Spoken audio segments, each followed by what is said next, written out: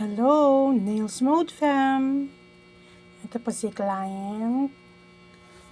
Makikita niya po talaga both side ng kanyang nail is merong makapal na dry skin, which is iniinda niya talaga.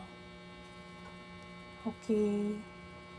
And then, home service po ito. Na-gel polish tayo sa kamay niya. Pero dito sa paa, regular lang.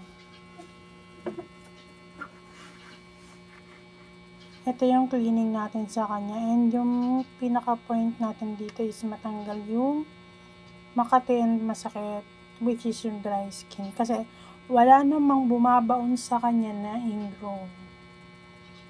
Kaya hindi po natin siya para i-cut ng over and over.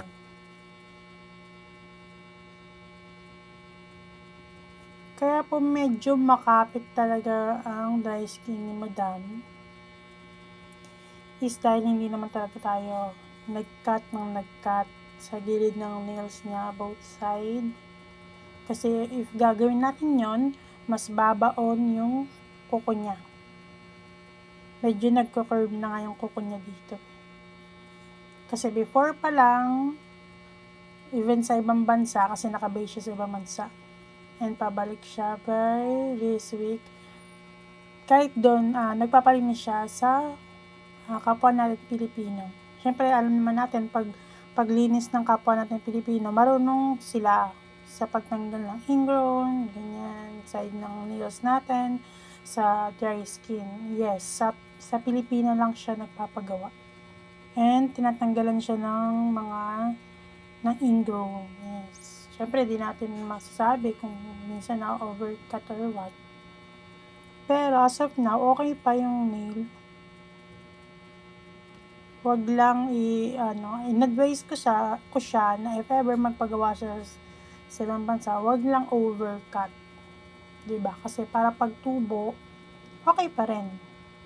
Hindi siya yung talagang babaon. Masakit kasi yan every twice a month. Maraming sakit.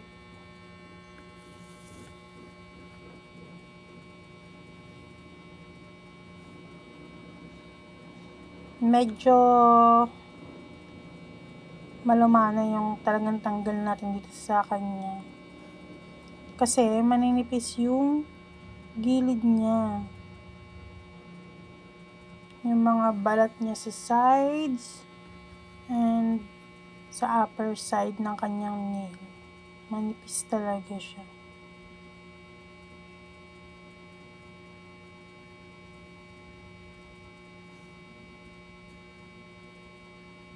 Kahit yung loob niya, medyo malalim yon. Medyo malalim yung kinukuha na ng dry skin. Siyempre, pag sobra mo ng push yan, may tendency na masugatan. Kaya alalay lang talaga yung pagtanggal natin. Manipis yung balat niya, malambot, hinawakan mo. Pero may nakakapagtaka nga kasi yung iba. Although may ganyan talaga.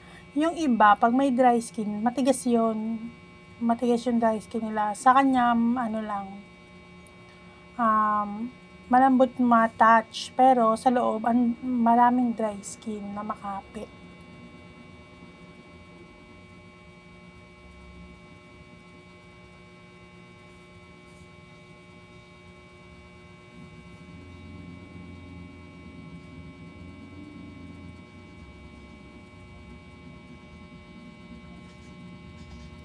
Doon naman sa ibang naglilinis din, kapwa ko rin nail tech, pag manonood kayo, mambabash, di ba yung iba, nang babash. Ay, ano ba yan? Kala ko same tayo ng kaya ako nanonood, same ng technique.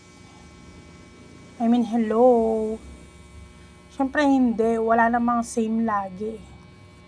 Kahit anong ipilit mo yan, yung mga ibang nail tech, hindi mo yan makakapareha ng technique, kasi hindi rin naman kayo pareha ng hinahawakan ng client. Iba-iba kasing kondisyon ng kuko ng kada client. Merong mabilis lang matanggalan ng dry skin, merong hindi, merong malambot lang, merong wala. As in, merong walang dry skin po. At wala ka rin parang kunin na ingrown, wala ka rin parang gano'n.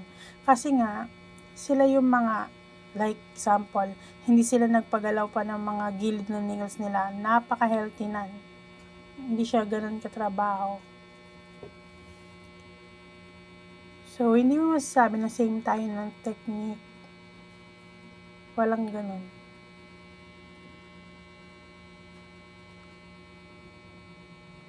And yung iba magko-comment, halos wala ka naman natatanggal madumi pa rin. Hello, hindi tayo yung nakakaramdam ng sakit pag sobrang kapit nung kung ano man kailangan natin tanggalin. Pero, in my own, yun na yun. Kahit ibigay mo yung best mo, depende sa'yo, sa paningin mo, kung para sa'yo, nadudumihan ka pa. Sa client ko at sa akin, hindi naman. 'Di ba? Ang importante kasi sa'kin, malinis ko 'to sa proper way. Tapos, yung client hindi masaktan. Kasi pag nasaktan yun, hindi na babalik sa'kin yung client. Pero may iba naman na gustong-gusto nilang nasasaktan sila. Kasi nga sanay na silang magpatanggal ng mga ingrown dry skin. Pero may client na hindi. Kaya kailangan every handle, miski yung sanay na matanggalan ng ganito, mga dry skin and ingrown, hinahandle pa rin natin na wag sanang masasaktan kahit na over yung dry skin niya, sobrang binababad muna natin, ganyan, para mabilisan na lang yung tanggal, or madadala mo siya sa dahan-dahan na matatanggal mo siya without pain, or unti lang yung pain, ganyan, depende sa kapal ng dry skin sa lalim.